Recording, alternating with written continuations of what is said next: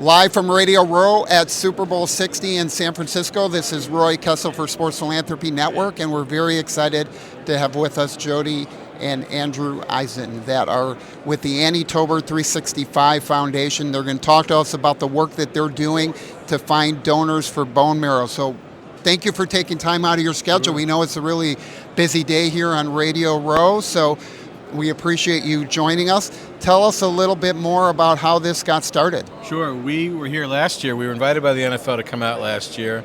And one of the only people that put us on the air was the Sports Philanthropy Network. And the NFL invited us back, and we told them we would not come unless we had a meaningful swab drive set up.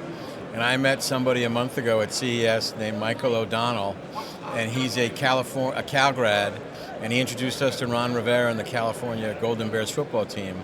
And we are going to address the team tonight and tell them about the importance of joining the bone marrow registry.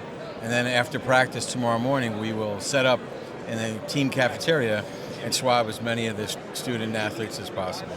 Well, that's a great demographic to get those young, healthy athletes and really expand that. Would love to see how we can partner with you to do that in a more meaningful set. I know that the importance of matching bone marrow. Tell us a little bit about what the profile is of an appropriate person to be a donor. 18 to 35 is really the sweet spot. If you think about it, as we get older, our cells replicate slower. So really a healthy 18 to 35-year-old is the ideal candidate. And the thing to know is that 70% of the people who need a bone marrow or stem cell transplant, for whether it be a blood cancer or up to 75 other blood disorders that are treated with bone marrow or stem cell transplants, including aplastic and sickle cell anemia, 70% of the people need to go to the registry to find their match. They need a complete stranger to take 5 minutes out of their day, stop and fill out a form and wipe 3 Q-tips in their mouth and seal it in an envelope, and then pick up the phone if should they ever be a match and they get a call from a registry. Diversity is desperately needed. Right now, if you are white and you need a match, you have about an 80% chance. If you're Hispanic or a member of the AAPI community, you have probably 45 to 48% chance. And if you're black, you have about a 27-28% chance of finding your match in the registry. So our goal is to reach out to as many people who fall into that demographic, let them know that joining the registry is safe, simple, free of charge. It takes you about 5 to 7 minutes, and that it is so powerful. Not only can it change the course of someone's life, it can actually literally save someone's life. So when you talk about those numbers and that the percentage of chance of a match being so low, is that a function of numbers? There's just not enough African American black registrants? A little bit of both.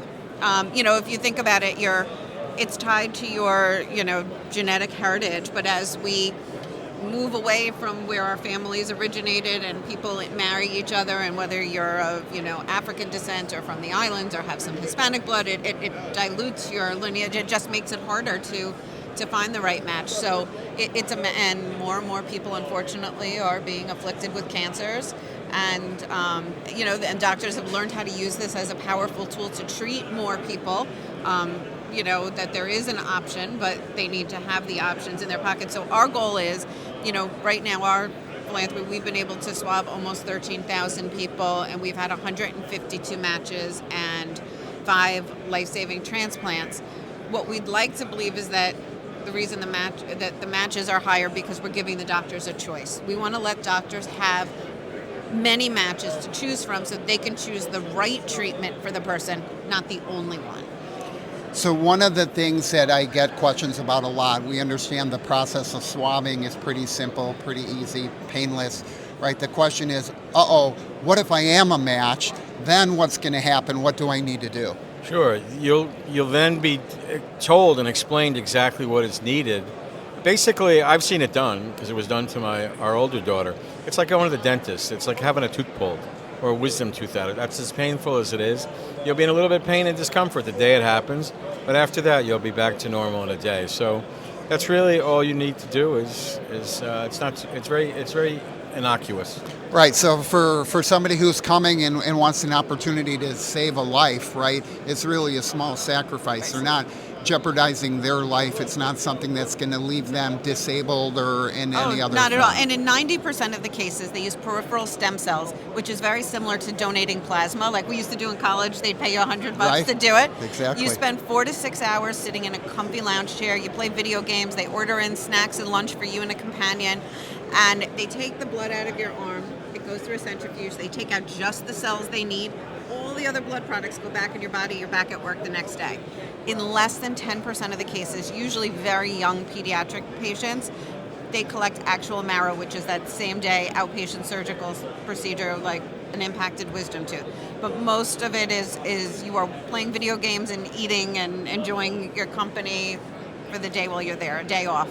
So I know that there are quite a few bone marrow registries that are around. Talk a little bit about how those interact with each other. Sure. Well, we work primarily with the Gifts of Life Marrow Registry, but the truth is there is only one registry. No matter how you get in, everybody's data goes to the same place. So, some people will find other opportunities. NMDP, the National Marrow Donor Project, is the main marrow donor organization in the country. But they all work together. So if you join, if there's a swab drive that you see, whether it's for a particular person, sometimes you'll see a patient-driven match, or on different college campuses or different events.